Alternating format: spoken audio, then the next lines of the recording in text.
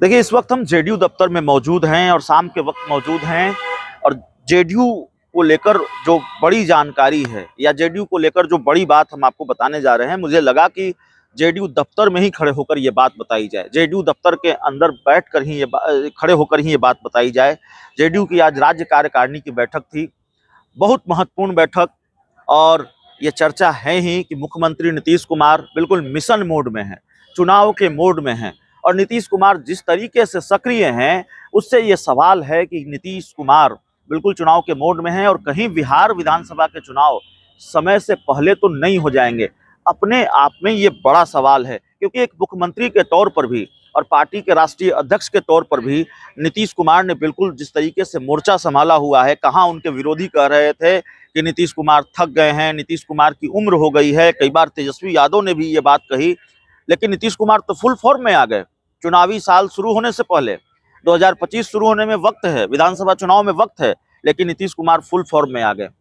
लेकिन नीतीश कुमार की चुनौती ये है कि पार्टी के अंदर कुनबे में जो कलह मची हुई है, नीतीश कुमार उस कलह को दूर करे। देखिए, इसी कर्पूरी सभागार में जेडीयू दफ्तर के अंदर जो कर्पूरी सभागार है, इसी कर्पूरी सभागार में आज राज्य कार्यकारिणी की बैठक हुई। बहुत महत्वपूर्ण बैठक थी और इस बैठक को कवर करने हम आए थे। हमने देखा कि कितनी बड़ी तादाद में पार्टी के नेता मौजूद थे। अंदर जिनको बैठक में शामिल होना था वो मौजूद थे और गेट के बाहर जिन नेताओं को एंट्री नहीं मिली वो भी बैठक के खत्म होने तक डटे रहे। नारा लगाया, नीतीश कुमार जिंदाबाद, भारत रत्न देने की मांग हो रही थी।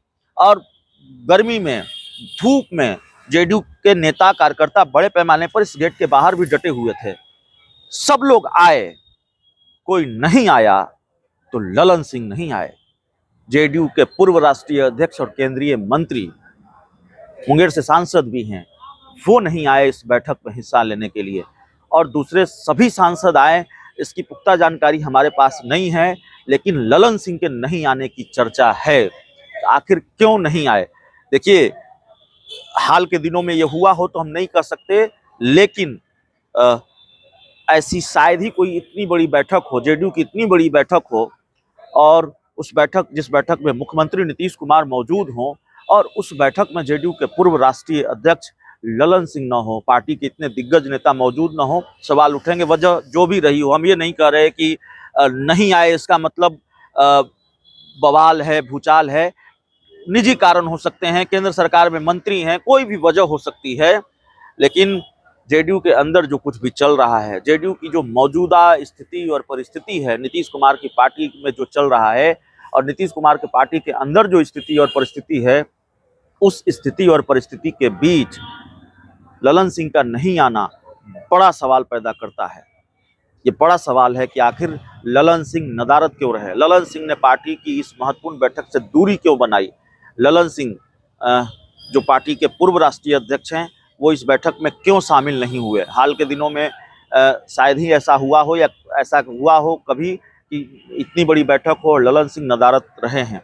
देखिए, ललन सिंह को लेकर ये चर्चा कि नीतीश कुमार के करीबी तो हैं ही, पार्टी के कद्दावर नेता हैं, लेकिन हाल के दिनों में एक तरह से ललन सिंह किनारे होते चले गए हैं, उनको किनारे किया गया है, किनारे होते गए हैं। ललन सिंह की जो साख है, ललन सिंह का जो रसूख है या जो दमखम उनका पार्टी में रहा है, वो पहले की तरह नहीं है। और ललन सिंह केंद्र सरकार में मंत्री जरूर हैं, सांसद जरूर हैं, लेकिन संगठन में, पार्टी में उनका पहले जैसा रसूख रहा नहीं है। ललन सिंह, पार्टी दो गुटों में बटी हुई है, ललन सिंह नाराज बताए जाते हैं। ये तमाम तरह की चर्चाएं चल रही हैं। देखिए, अंदर की कहानी क्या है हम नहीं जानते, लेकिन अंदर की कहानी क्या है, गाहे बगाहे वो सामने आ ही जाती है, तो उससे भी बहुत कुछ समझ में आता है। ललन सिंह के नहीं आने की चर्चा बहुत है, ललन सिंह की इस बैठक में शामिल नहीं होने की चर्चा बहुत है।